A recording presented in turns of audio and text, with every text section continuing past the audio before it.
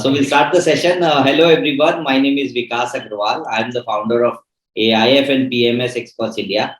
As you might be aware that what we do at AIF PMS Experts India is kind of organize these knowledge-based sessions. And the whole idea of organizing this session is to give you more perspective about different asset classes.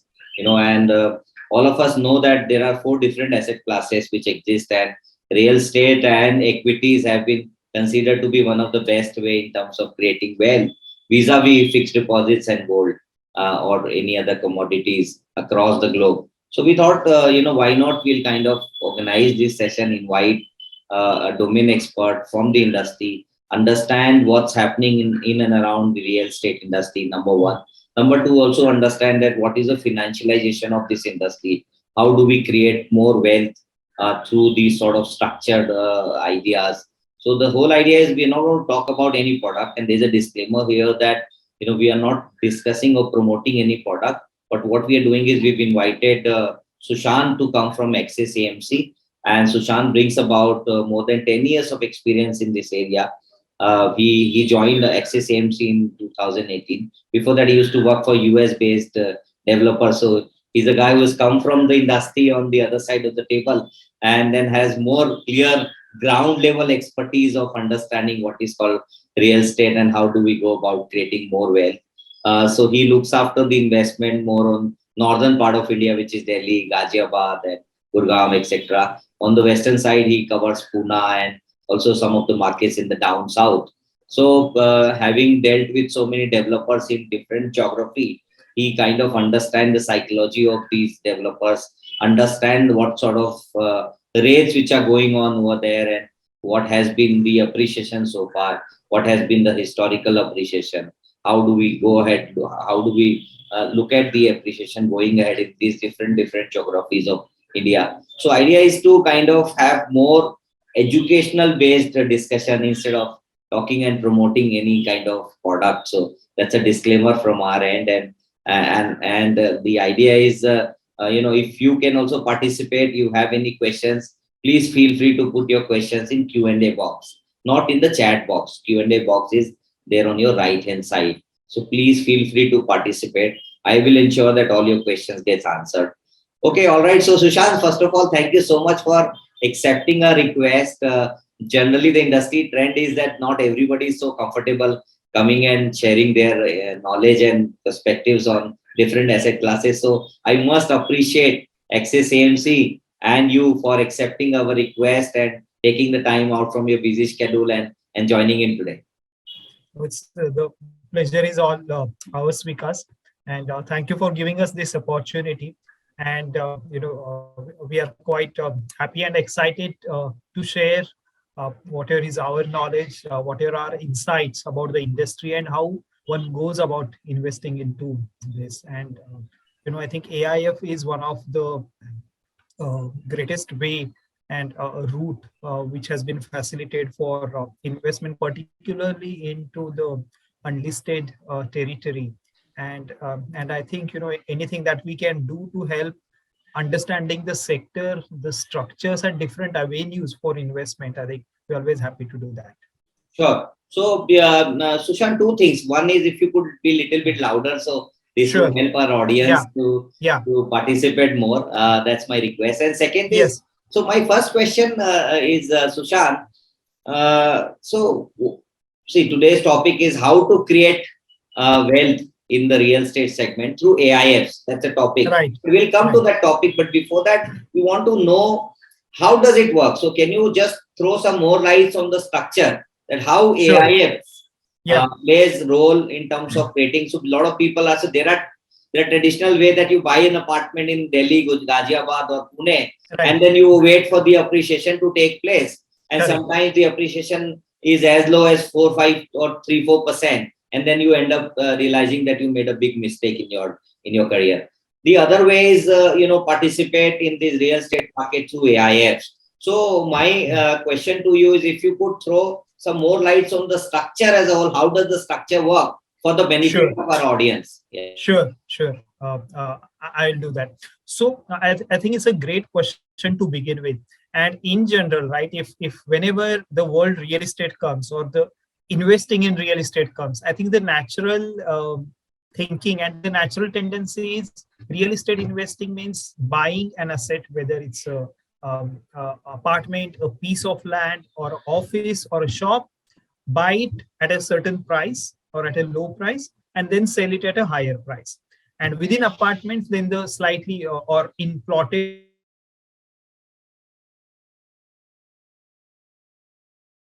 the slight thing is you go and buy at a low after 10 years when the area has grown or something like that has happened. Or in apartments, you buy, when it's just launched or under construction, wait for the completion, then you will see some price appreciation, and that's how you make return. So these are the traditional ways, which are thought. And even going some step back, if you look at our parents or grandparents, the usual their wisdom and their saying is, the only two things they knew in terms of investing was gold and real estate, because that's, from generations it kept on passing, and they have seen the value accretion in this, both in gold and real estate. But uh, with structures like AIFs and with all the nuances, the availability of a fund manager, I think AIF is providing a huge opportunity. And again, simply it's as simple as at a very low level, right? One can invest directly in let's say equity market, or you go through mutual fund route where there is a fund manager which is done on a professional basis. So that one fundamental aspect is naturally there, but the other important aspects, right? And in fact, in the presentation, I will cover that, where one slide I have in a way dedicated what are the advantages of investing through fund structure versus investing directly. And what happens is, what a fund or AIF does is, you can potentially invest into multiple asset classes, whether it's residential, commercial, retail, warehousing. And many times these investments are quite bulky, quite hefty. So individual can't them do that, but through a fund structure where it's a pooling of investments, it's very much possible to do. Plus, it not necessarily always be the ownership or equity investment. So the things we spoke of, which is the traditional way of investing. In general, if I had to just say, it's like an equity investment. You are buying something today at a certain price and selling tomorrow at a certain price and trying to make money. But through a AIF, you always need not have to have a equity kind of underwriting. You can give money in the form of debt. You can have even certain exit mechanisms inbuilt into it, because in real estate, all of you will agree that one of the key challenges is exiting. This is one of the very illiquid asset classes. So unless the exit is inbuilt, unless somebody has thought through, somebody has already ensured how the exit is going to happen, typically it's very difficult to do it on an individual level. So in brief, what I will say is, and the other aspect is, when you are buying real estate as a physical asset, owning that, holding that, maintaining that, it's again a big task. What AIF provides you is a financialized instrument. So you are investing into this asset class through financialized instrument, where you don't have to worry about the physical aspect of it. Plus, there is a professional investment management services which are available. Plus, you get exposure to different type of asset classes. Plus, this is through financial instruments. So I think that's, in summary, those are the advantages, and how they pan out for individual investor, as in we will discuss later in the course of presentation. Okay, so you would like to run any presentation? If what I would like to do, Vikas, if you and the participants are in agreement, just give me about say 15 to 20 minutes. I have a few slides which I thought will help in putting my thoughts in a streamlined way. I will give some basic thing, and after that, my suggestion or my request is, let's make it more interactive. Let's make it free flowing. whatever are your queries, I will try my best to answer them, and that Sure. might be a better way. Certainly, certainly. So let's start the presentation. So in the presentation, very quickly, I will broadly cover three aspects: real estate as an asset class, second, financialization of real estate, and thirdly, we'll give a bit of overview of residential real estate. Uh, so moving on, this is interesting slide where, and this is from the BlackRock, and this is for the US market. And they have given returns of various asset classes over last 10 odd years. And, I think the few of the important categories of asset classes, one is obviously equities. So even they have gone, it's US equities, plus there is equities of developing markets like China, even for developed markets like Japan. Then there are some of the debt products. Then there are some of the cash products, and importantly, there is a REITs also. And why I am highlighting this slide or putting this slide is the point I'm trying to make is in your asset allocation, one needs to have different categories of assets. So be it direct equities or equities in listed space, be it some of the fixed income, be it some of the cash or money market instrument. Also, one of the important asset class is the real estate. And worldwide, and importantly in the developed markets, it's one of the very prevalent, very widely accepted asset class. And even in terms of returns, you will see REITs has, in the last 10 odd years, it was there in the top three, almost in 6 instances. So it has delivered a great return on an annualized basis. If you see, among the last 10 years, REIT is at number two, it has delivered 9.6%. So real estate forms, and it has to form an important component. And one of the things many times in discussion comes, right, as it with real estate, if I'm going to get only this much return, why I should invest, why I should not go to direct equities. And so the answer to that is, real estate or any of the asset class for that matter, we never suggest or recommend that it is a substitute. I will never say that real estate is a substitute for your equities allocation or your fixed income allocation or your short saving or money market allocation. This is a different asset class in itself. This will give you the diversification. This will, it has got its own characteristics which will help you in overall portfolio creation. Moving on, uh, now what are the characteristics or features of real estate? It's real estate is what we call is ultimate consumer durable. It has got very high utilitarian value. There are various asset classes like residential, commercial, industrial. But in general, real estate we divide into three key stages. One is what we call is land, second is the development, and third is built up. So in simple way, what are the three stages? So real estate essentially is the land, and typically we know, it's again we classify that into three types. One is agriculture, non-agriculture, and third is what we call is infrastructure.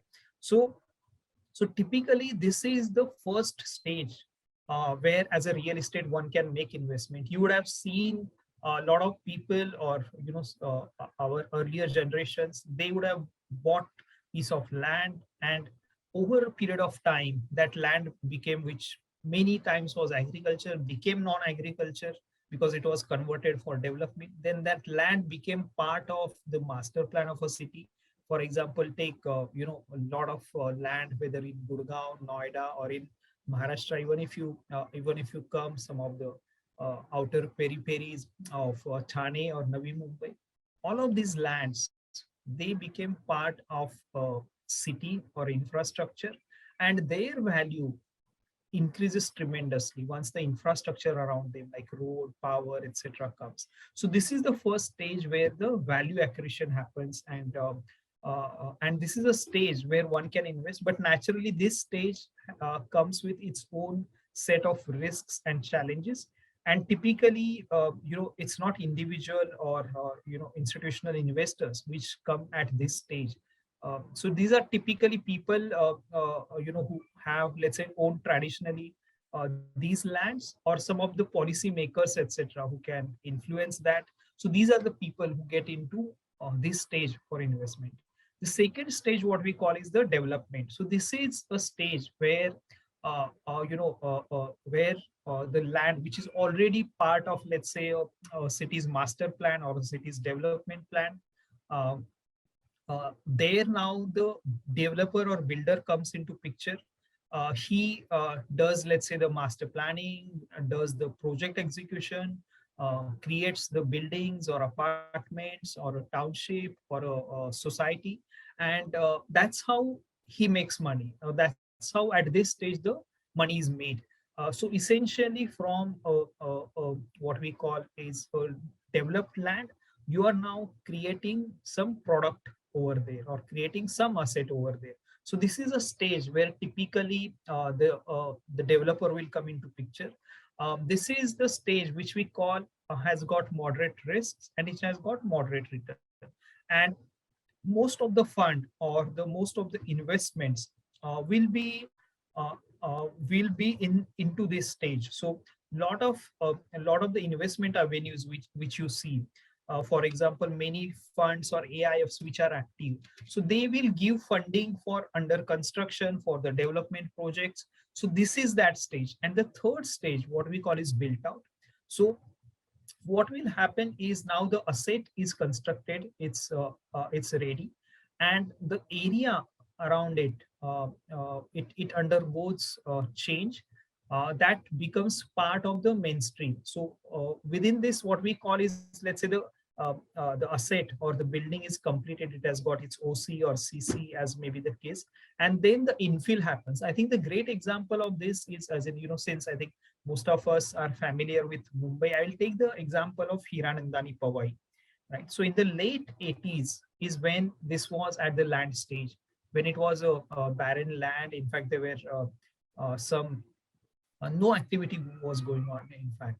And then this so that was the stage. Then it became part of the master plan. Its use was earmarked as if it's a township development. So that's when the first, the price at which this land was transacted or bought, it's absolutely minuscule. Then the next stage of the development, which is over, last, which is somewhere from late 90s till early 2000, is when the development of the township happened. This is when all the residential towers, all the commercial buildings, the retail there around it came. So this is the second stage in that phase, and this is where, again, the if you notice, I think originally Hiranandani's apartments, they started selling at somewhere between 1200 to 1500 rupees a square feet. In the 90s, late 90s, they had touched somewhere around 5 to 8,000 odd range in early 2000. This is the second stage, what we call is development. And third, what we call is infill. Then that area got populated, it became the landmark. A lot of not only the residents, but the commercial around it got developed, the retail got developed. This is what we call is infill. It became a mainstream development by itself. And today the rate could be somewhere, anywhere between 25 to 30,000. So that's the kind of appreciation or increase an area would have seen when it goes through these three stages of development. And based on, the risk appetite and the return expectation, people take position in this. But predominantly as a product, as a institutionally managed or a professionally managed product, typically you will find products in the development stage and in the built out stage. Built out stage, to give an example, I think REITs are a great example. So what REITs do is, they will invest in predominantly rent generating assets, and their idea is to give out a regular income, plus some of these assets will undergo capital appreciation. So that's the second level of return which you will get. And these, being because these are completed rent generating assets, the risks involved are relatively less, and accordingly the return profile also is similar. So in the development, it's a moderate risk, moderate return. In the built out, it's low risk, low return kind of a profile. Now let's look at what are the challenges of investing in real estate as asset class. The appreciating nature of real estate, it's a proven, and it's one of the trusted asset class for centuries. That's why it's highly valued. However, in spite of these appeals, it has got various challenges, and through alternatives, these various challenges could be overcome. Firstly, it's a complex asset class. So there are multiple variables, which is what type of asset you want to get in, whether it's residential, commercial, retail, at what location, which city, within a city, which location you should invest, through what instrument you should invest, which developer you should try, whether you should come at early stage or whether you should come at a late stage. So these are various variables which one needs to tackle. Secondly, it's illiquid. Even if one figures out all the earlier parameters I mentioned, once you invest into it, how and when to get out, that becomes one of the key challenge. And thirdly and lastly, it requires a high scale of investment. And that's why traditionally, if you have seen, only people with substantial income or substantial investable income only had got into this asset class. But with alternatives, these things could be overcome. Although it's a complex, but since it's professionally managed, the highly skilled team in the respective investment management companies, they will have knowledge and expertise to choose and to invest through appropriate structures. Secondly, even if it's illiquid, on a professional basis, these investments are monitored. They are looked upon to reach a particular stage of maturity or return. And in most of these cases, the returns or the exit, that it has got some inbuilt mechanism. So the important factor which alternates provide you is inbuilt mechanism for exit. And although the investment could be a higher ticket size, but when you invest through a pool like AIF or collective investment fund, the investment amount required is relatively less. So in AIF, as we know, the minimum investment amount required is 1 crore. So even with 1 crore, one can participate in the development of a building, of a particular office building or a residential complex, something like that. This is a simple table to give you comparison of what are the advantages of investing through fund versus investing directly. As Vikas has asked that question. Yeah, this is an interesting chart. Correct. Yes, absolutely. And Vikas has asked the question, and I was trying to answer, and I had said I will come to the slide later. And this is one important parameter when we keep saying financialization of real estate. With such kind of investment opportunities available, it makes quite amount of sense to go through a fund route rather than investing directly through physical manner. So what you can achieve while investing through fund, one is in terms of asset diversification. Yes, whether you invest in your individual capacity or invest through a fund, the asset class diversification could be achieved. Whether you can achieve geographical diversification through a fund structure, that is possible, because in a fund, again, it's a portfolio. So typically a AIF invests anywhere between kind of, let's say, 6 to 10 investments in different cities. So that's possible, but individually it's not possible when you do direct investment. Similarly, in terms of developer diversification, individually or in direct investment, that is not possible. Thirdly, whether one can negotiate with a developer and try to get better entry points and many times better exit points. when that's not possible on individual, because you are like among one of the hundreds of the buyers for him. But when a fund invests or fund does the transaction with a developer, it's at a different level. The negotiation, the prices, etc., which are negotiated are a lot better.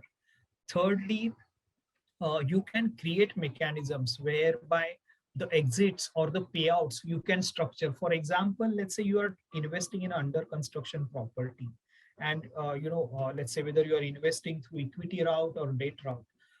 In the residential, the typical exit is whenever the building is ready and whenever it gets sold, you get out your money. Now, a fund, what it does is it employs the escrow mechanism. So all the collections coming from the sales, they will be parked in typical bank accounts, and the fund takes them out on priority basis. So you have created a direct mechanism to take your preferred payout for your investment. Next is higher due diligence. As an individual, we all have got limitations, so the diligence is very limited. But in a fund, it's very systematic, it's very thought through, and a lot of times it's done with help of lot of consultants. So it's a very detailed and a deep process. The next is what we call the collaborative and effective asset management. So it's in investment, and particularly real estate investment, what we feel and strongly advocate is your own, maybe just 15 to 20% efforts are there in selecting, in filtering, or doing the due diligence, doing the documentation.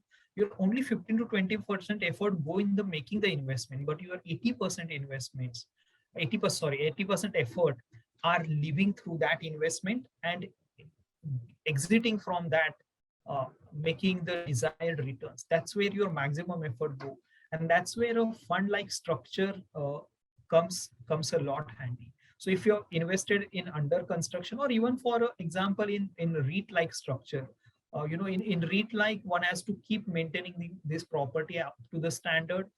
You have to ensure your lease rentals are coming. You have to proactively look for tenants. You have to proactively match the tenants with that of the market.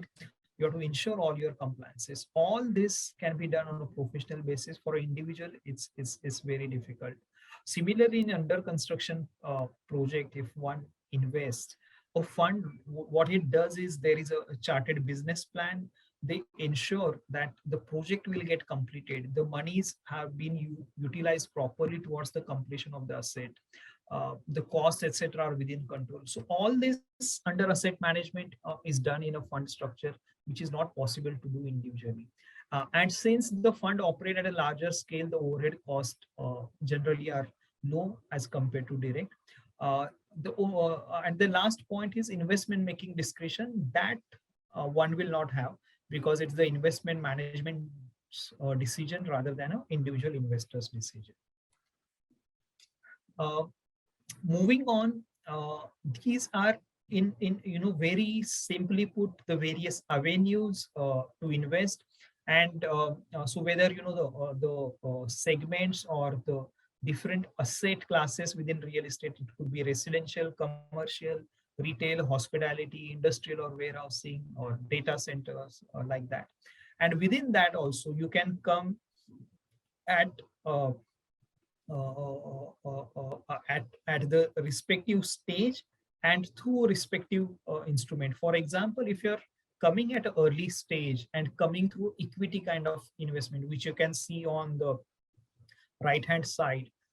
So if you're coming as an equity in the development stage, that naturally will give you better returns, or the more returns, or the higher returns, which many times it could be in the 20 to 25% kind of a range. That's the return one can expect. Or you can take exposure in the form of debt, even in the development stage, which is typically, let's say, which will be towards part maybe towards the land acquisition or construction finance, etc. Now here relatively the risk is low, Similarly, your returns will also be in that range. So here, typically one can expect mid returns, what we call is, somewhere between 14 to 20% sort of. And if you are coming in the core or completed or rent yielding asset, which is like in REIT, that's where you make the low returns. Also, the risks are low. So in such things, somewhere between say about 8 to 12% is the return one can.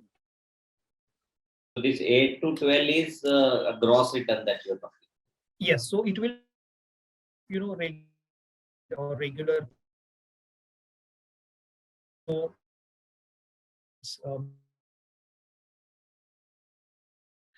they give 5 to 6% regular payout. There will be capital appreciation. So today, because of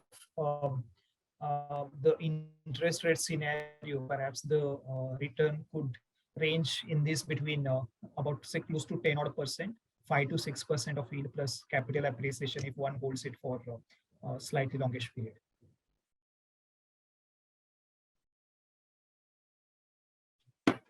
Uh, Okay, so you have any slides left out or how's it?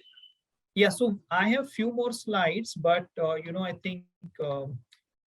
You can These were continue in yeah, brief. sure. I will just try to complete this quickly. Sure. Please take your So time. yeah, so so this is an indicative way how one can invest. So earlier it was just investing in physical asset. Then the other option you have is you can invest in a stock of a particular real estate company, or the other option is the real estate investment trust or REIT, and also the other option is the real estate AIF. So moving on, what we are saying is now there are multiple and other avenues to invest in this asset class rather than just as a physical asset. Uh, and these are some of the differentiating factors for each of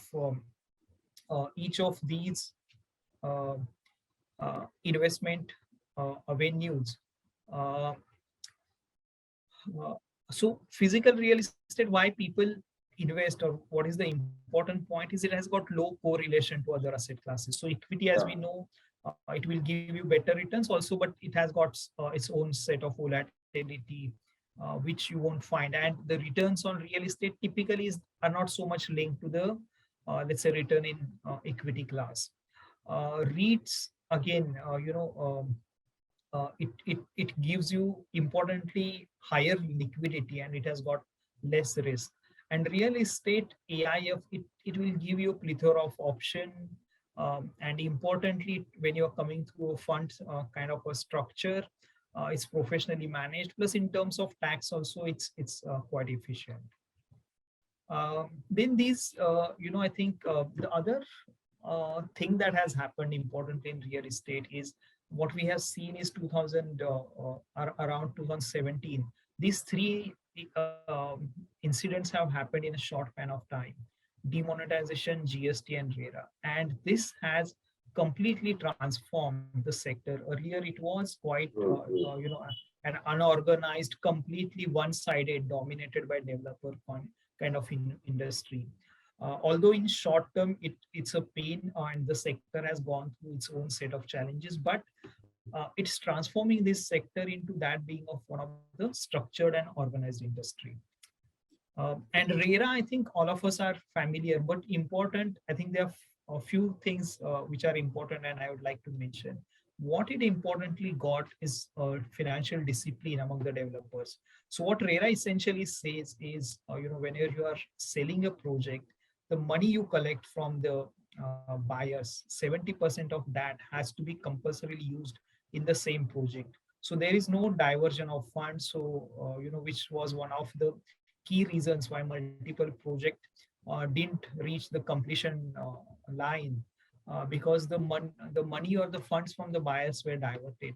Secondly, it brings transparency. So today with RERA, you can see the details of the project, including the land title, its approval, if there is any funding or loan taken on that, what are the completion timelines, what is the sales status, everything is available. Then it's accountability. So So what RERA has put into picture is it has made developer accountable for firstly completion of the project within the timelines, within quality parameters. Even anything that goes wrong for a period of almost 5 years, the developer has to rectify it. So and if there are lapses in this, there are heavy penalties, including the imprisonment for the developer.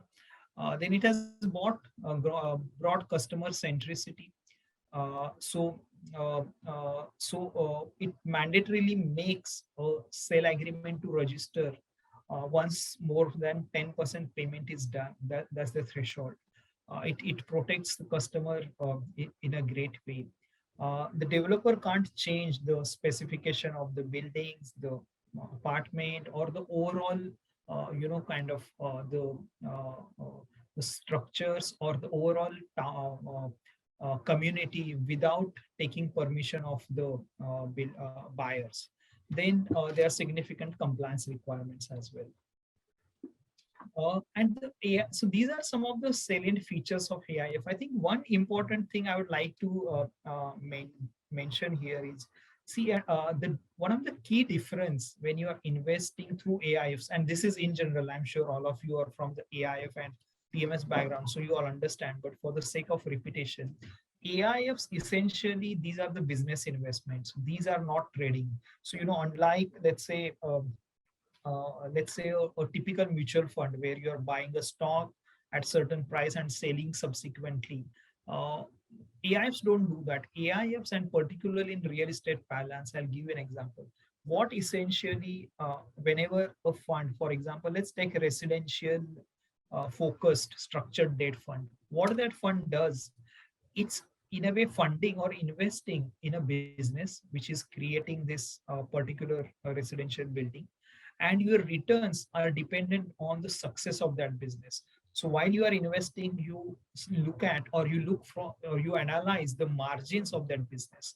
And here again, typically going back to our example, as an individual investor, what you will try to see is, okay, I'm investing into this particular apartment today, which is available at, let's say, 5,000 rupees per square feet. And in another 2-3 years, I expect it to go to whatever, say 7,000 or 8,000, and that's how I'll make money. When AIF invests into a residential under construction project, the price appreciation is not the only criteria. What it looks at essentially the profit margins. Even with no appreciation, there has to be substantial profit in that business, which will help in servicing the, let's say, the structured debt. That is the key parameter which is looked at.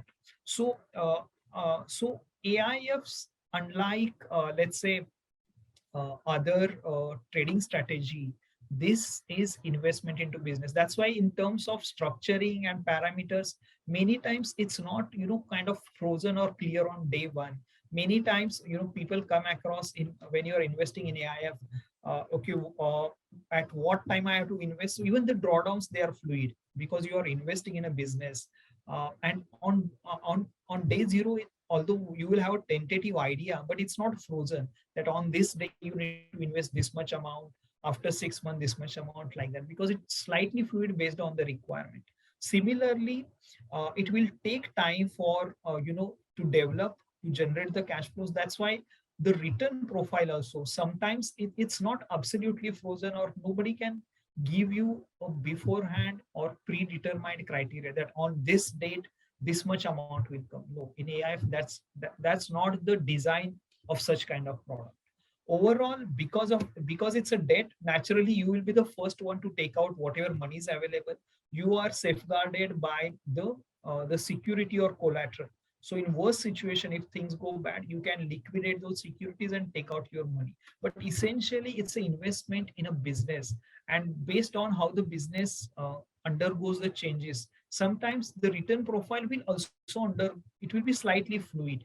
But on the overall basis, it will still meet its criteria, but it will not be absolutely, kind of a predetermined schedule in terms of cash flows. Then this is the structure. I think all of us are aware, so I won't spend much time.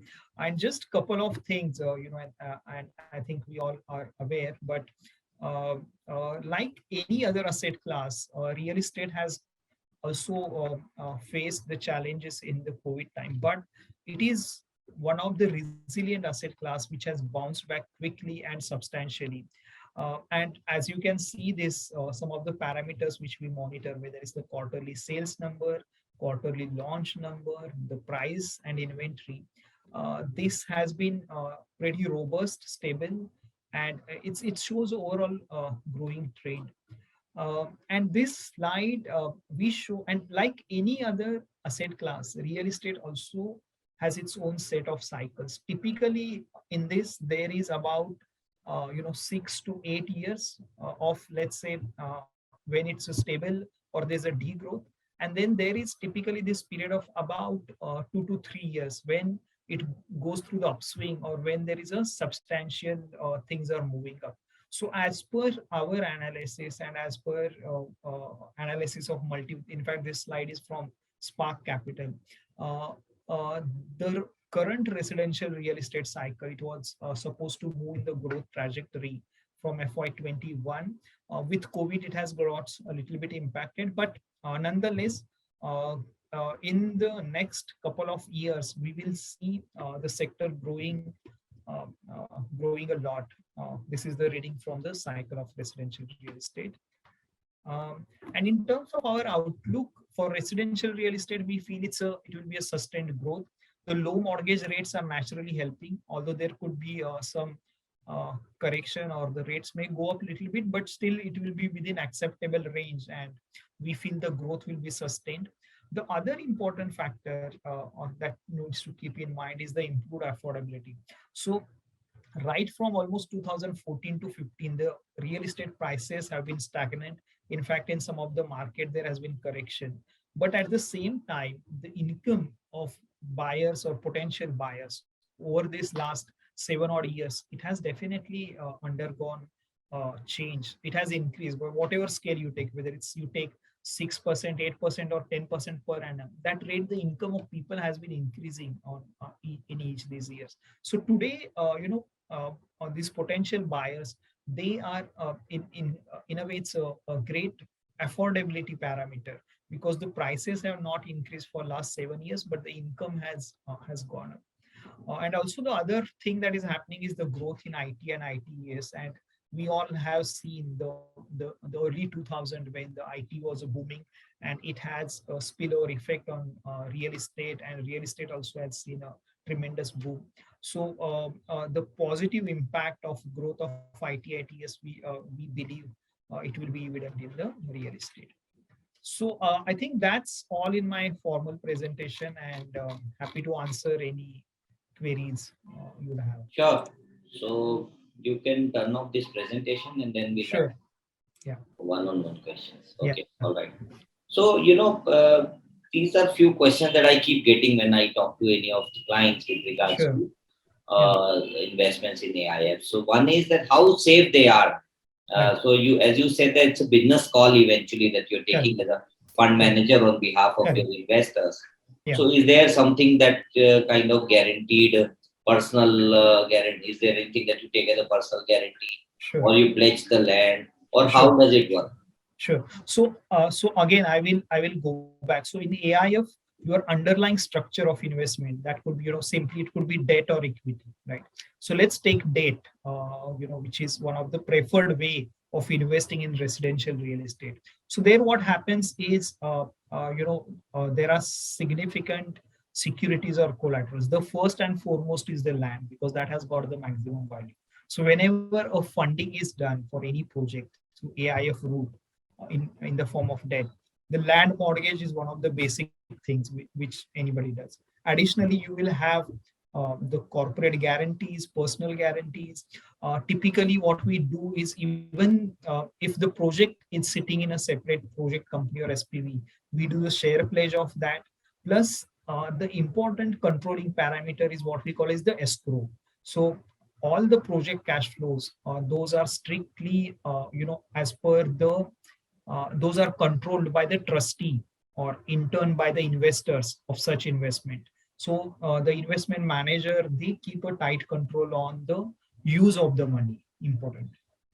And so what this does is, as in normal course of business, your desire is that based on the project life cycle, right? Initially, it requires a lot of money to be invested in. When you are coming out of the ground, you are getting under construction. That's where you control the cash flow. So the money goes more in the project.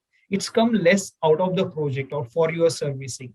But once it goes in the other territory, that it's now nearing completion or completed, that's when the project doesn't need money. That's where you start taking out your money. That's why even many times you will see the nature of cash flow in many of these projects is quite back-ended, because that's how the business cycle works. You initially need to pump in the money to create the building, to build the building, and once it's nearing completion, then the workflow require, or the cash flow requirement, or the working capital turns the other way around, and that's when you can start taking out the money. Okay, so in a way that I can say that because you have you kind of set up the escrow account and be a part of the authorized signatory, uh, builders, I mean the developers cannot kind of play around. Is that, I can say that to large extent? Yeah, you can say that. And also, and it's not, and RERA has helped a lot in this, because what RERA has done is it says that all your money, it has to come in a single designated account, or otherwise earlier what one can do is a developer can accept money in multiple accounts. There was no control or no restriction. Now with RERA, it says you need all the collection have to come only in one account now. And then you have that 70-30 split. So essentially now the regulation has made it easier for you to control the bank account and the cash flows. Also recently, I think a couple of years back, even RBI now put condition on the private limited companies that you can't operate multiple bank accounts.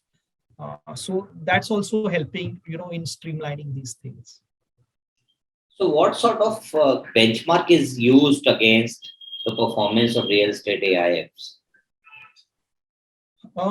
So benchmark, I wouldn't say there is any standard benchmark, but in terms of the gross return, which and again in this I'll take structured debt as an example, right? So the lending rate or the wholesale credit of or the commercial real estate in banking balance as it's called, these are some of the indicators. So for example, today if you look at construction finance, banks will be lending at anywhere between say 8 to 12 or percent. NBFCs could be lending somewhere between 10 to 15% kind of thing. And the AIFs typically they will target between 14 to 18 or 14 to 20% kind of returns. The other question is, so what sort of returns one should expect? I mean, I'm not saying your AIF per se, but overall, what sort of yields are going on in Sure. the industry? So again, I will go back to the example I have given, right? It depends on at what stage you are coming, in what nature you are coming. So roughly, again, going back to our example, there are three stages. What we call is land, development, and infill. So if you're coming at a development stage in form of equity, and again within that also based on the stage, whether you are coming at the land acquisition stage, post approvals, the return will vary. But to put the things in perspective, if you're coming in development stage in the form of equity, typically one can expect returns in the range of 20 to 25 odd percent, assuming you are coming relatively at early stage. If you're coming in the form of debt, as I mentioned earlier, one can expect returns somewhere between say 14 to 18% kind of. And if you're coming in completed assets, that's the low risk, low return kind of game. Again, one can expect somewhere between the wider range would be 6 to 12% kind of. Sure. Can you be a little bit louder here Oh, because your sure, voice is sure, going down? Yeah. sure. So next question is coming from another investor. Direct purchase of property has price appreciation apart from getting rent. Is there any lock-in period generally in these sort of offerings? And if we invest in such funds, minimum, and what is the minimum and what sort of ROI expected? Sure. So So I I think, just want to answer one question. So the minimum threshold as per SEBI definition is 1 crore in any sure. IF. be it Cat 2 or Cat 1 or Cat 3 across the Correct. categories. Correct. And the second question is over to you. Sure. Yeah. Sure. So, on that, before answering, I'll just step going one step back. AIF, again, as a this product by definition, by design, this is a high risk, high return game.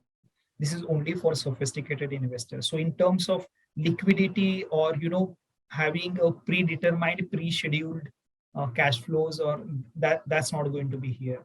So in terms of in AIF, again, if we look at cat 1, 2 and 3, only cat 3 invests into listed products or listed underlying securities, and many of these are open-ended schemes, so there you don't have any lock-in, etc.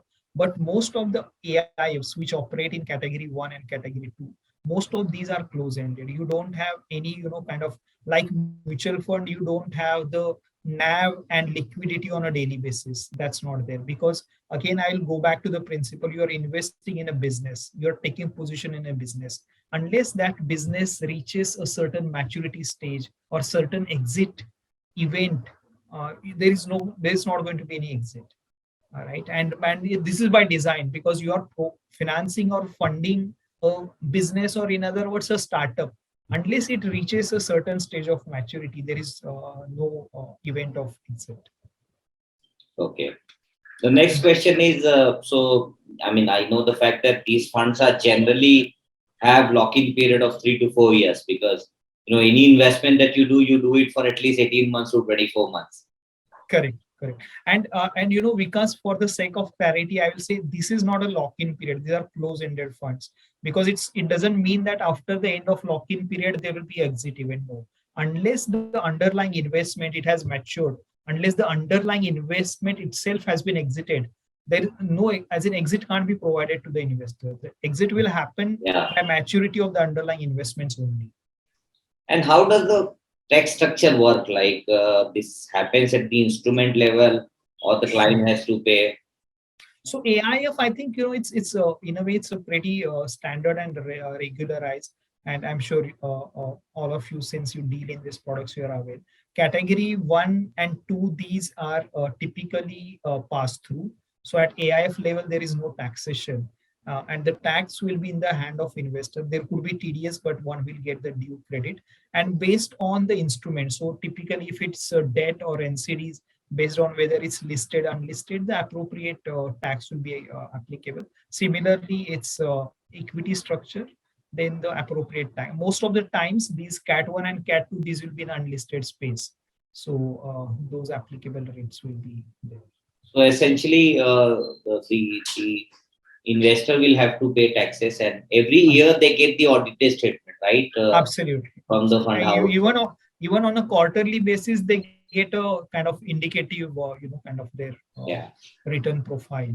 So in case of pure debt, do they get the coupon also at the regular interval after a year? Or yeah. How does it work? Typically, the structured debt products, their parameter, or their feature will be that on a regular basis you will get coupon. So some of and to broadly, some of the generic credit funds, which are sector agnostic, typically there you will keep getting quarterly coupon. If it is a structured debt, and sometimes what happens is, on a regular basis you get a lower amount, but you get back-ended returns in terms of redemption premium or something. Sure. So what we are kind of witnessing is that there's been huge value migration from physical assets to financial assets now, particularly in India, and we see a lot of investors show a lot of interest towards this, but unfortunately, due to the lack of information or lack of clarity, they don't get the much needed confidence to invest in these sort of instruments. But then category is growing very fast, shaping up well, thanks to regulators for bringing about a lot of good regulations in and around the table, so that Absolutely. it becomes even more efficient from what it used to be from the earlier time. So you said that there are, Sorry. Interestingly, you mentioned that the role of regulator, and you will agree that when SEBI came into picture, this was I think 92 or sometime around. the securities market changed dramatically. It became a lot of organized, and it became completely structured. So something like that has happened in real estate with the advent of RERA. The RERA is such a landmark regulation and law that it's completely transforming. Although in terms of implementation, still certain progress needs to be made. In fact, states like Maharashtra, Karnataka, they are the leaders. They have Tamil Nadu. They have implemented it, thoroughly and religiously. And this is going to transform this industry, absolutely. And we are already witnessing that. Yeah, that's what I was mentioning. So, in fact, one of the reasons for us to organize this session is to educate and empower every investor, especially those who are looking at creating wealth through real estate and want to invest through AIF. So idea is basically, in this segment particularly, a lot of investors are concerned that what if tomorrow developer values up? So, what would be your answer to that, Sushant? Sure. So again, right, as in hypothetically that can happen, but technically, typically, right, even before investing anything, there is a thorough diligence done, thorough evaluation done, and the investment team, they are aware of what is happening, the positioning, and importantly, on for real estate AIFs, I can say this with certain degree of confidence because we manage this on a regular basis. uh, it's not you will do all the things. You will choose the project carefully, you will select the location carefully, you will select even the developer, you will do diligence, you will check how has been his past transaction with financiers, how is his financial position, you will control the cash flows, you will take his CGPGs. But in spite of that, the important and underlying security is the land itself. Whenever a structured debt kind of product is there, you are not just investing on some paper guarantee or based on some paper. There is a hardcore physical asset as an underlying investment. And the other, I think the key thing is, as I was explaining earlier, in terms of property cycle, perhaps this is something like what we typically say the bottom of the cycle. We are somewhere in that stage, and going forward, the value of the underlying asset is going to appreciate only. In spite of that, even if the cycle is not there, my point is whenever anyone gives funding, you are giving it with certain margin, where you have what we call as typical the hardcover, that how many times the value of the underlying asset is as compared to your funding exposure. It has got multiple. And even if tomorrow in worst case you have to get out, land is your the best security. And look at the IBCs, right? As in take it as a proxy and forget real estate. Any other sector today, what happens there? If some company goes through the resolution or liquidation, the first thing anybody does is strip it off its real estate. उसको जो भी real estate है जाके पहले उसको बेचो, जितना पैसा निकलता है निकालो. That is the simplest strategy. So having real estate as a collateral or security, that's one of your best collateral. Yeah, sure. And no, but there are cases in the past, if you look at where builders were not able to pay. I don't want to name somebody, but there are developers from Pune itself, who have defaulted the EMIs, which is supposed to go back to. Yeah. In that case, what happens? How much Sure. So investors again, gets affected? sure.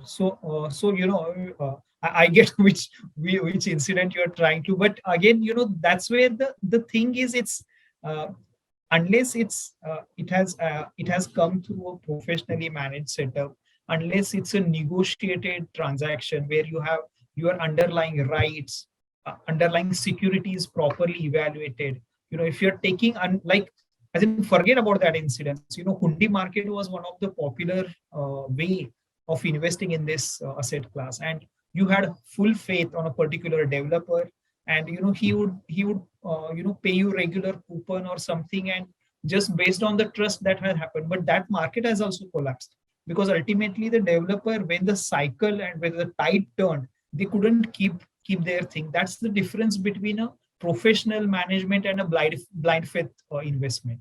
So when we do it, as in the last thing or the last way on which investment is done is what we call is name lending. कि नहीं इसका तो reputation जबरदस्त है, इसका पैसा तो आएगा ही आएगा. That is the last thing or the last way professional investment is done. But what's your sense, like how many deals get stuck at the fund level, and your experience because you spent 10 years in the industry? Yeah. So I had been, I had been into this almost for 15 years now. And again, and in some of this is the learning. And, I wouldn't say that people who got stuck, they were not smart enough or they were not intelligent enough. Somewhere, when they had taken risky bets, if you have gone at the land stage without understanding the implication, without having the full clarity, some of the project never have crossed that line, and that's where you get chewed. The other important thing which has happened, and this is across industry, I'm not saying any particular thing. If you see post the GFC crisis, uh, up to 2009 and 10, the NBFCs aggressively have built their books. So they had been one of the key sources of funding, particularly for real estate. And the funding they're done, that was lot of, it was in a way indiscriminate, where a lot of the, somewhere for, lack of better word, I say without, let's say, some of the risky calls were taken, where, ideally you wouldn't have done that. And as long as this market was, helping each other, so a lot of refinancing happening, people were, facilities were turned around, it was getting sustained. But when finally the game was called off, when the IL&FS crisis happened, when somebody stopped the musical chair, that's where, some of these people came into trouble. Again, the reason for that, it's very fundamental and simple. You need to have a very disciplined, very systematic process in place. You can't compromise the parameters. You can't take these, judgment calls and all. It has to be absolutely disciplined process. Sure. And if, God forbid, something happens and you have all sort of rights to liquidate the underlying. Yeah, and again, because that is the last thing, I think I spent a couple of minutes earlier on the asset management. That is your biggest risk mitigation strategy, because in real estate, I'll tell you, things don't go bad overnight. ऐसा नहीं कि you are invested today and after 1 year suddenly defaulted. It doesn't happen like that. There is a slow build up. That's why that continuous monitoring and tracking how the particular project is progressing, whether and if you think of it broadly, it's the three things you have to monitor: whether construction is happening properly, sales is happening properly, and how you are managing your cash flows. Right? Very simply put, and there are multiple things. But as long as you are tracking, you are seeing that these are on track. Some of the when you track these regularly, if you can foresee some of the things, if they are going to derail, etc., you take corrective action then and there. You ensure that things will go on, and fundamentally, when you do underwriting with sufficient margins and cushions, and because any business plan you do today for the next 4 years, naturally it won't happen as per as you are defined in your Excel. Right? Things will go up and down, but what's important is to monitor it and see that you are still reaching finishing line within the acceptable tolerance limits. Sure. Now, why am I asking this question is there are few players who have sort of created mezzanine and some part of equities as well. So builder always believe that मेरा 5 साल में double हो जाएगा rate, and सभी builder को ऐसा ही लगता है, and then you buy it at a certain level and then expect the equity to go up, and sometimes the mezzanine also goes for a toss. So hence I was asking. No, you are absolutely right, because as in one thing you will agree, when it's a growing cycle, everything is going up. Even the way people have underwriting projects is, like assuming a 10% growth was a norm. But, as in when you go through cycle, and not only us, even the whole industry, it has come up this stage, right? As in today, everybody understands any debt investor, not only us, I'm not saying. Today, if you see, we will assume a 0% price escalation or a minimal price escalation.